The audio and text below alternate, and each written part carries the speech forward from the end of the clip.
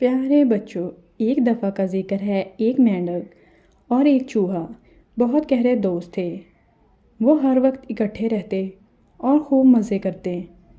وہ دونوں ایک گھنے جنگل میں ایک تالاب کے قریب برسوں سے رہ رہے تھے۔ ایک دن مینڈک نے بات چیت کے دوران چوہے سے کہا، اس تالاب میں میرا خاندان صدیوں سے آباد ہے اور اسی لیے یہ تالاب جو مجھے باپ دادا سے ملا ہے میری میراث ہے۔ چوہا اس بات پر چڑ گیا۔ اس نے کہا، میرا خاندان بھی یہاں سینکڑوں سال سے آباد ہے اور مجھے بھی یہ جگہ اپنے باپ دادا سے ملی ہے اور یہ میری میراث ہے۔ یہ سن کر مینڈک غصے میں آ گیا اور تو میں شروع ہو گئی۔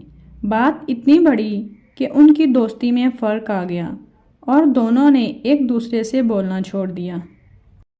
اس کے بعد چوہے نے یہ کیا کہ وہ گھاس میں چھپ کر بیٹھ جاتا اور مینڈک کو خوب تنگ کرتا۔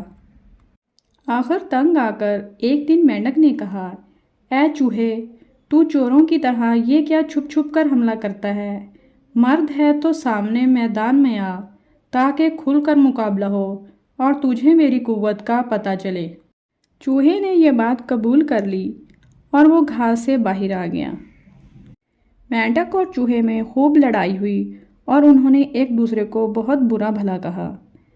ابھی یہ لڑائی جاری تھی کہ دور ہوا میں اڑتی ہوئی دو چیلوں نے دیکھا کہ ایک چوہا اور ایک مینڈک آپس میں لڑ رہے ہیں۔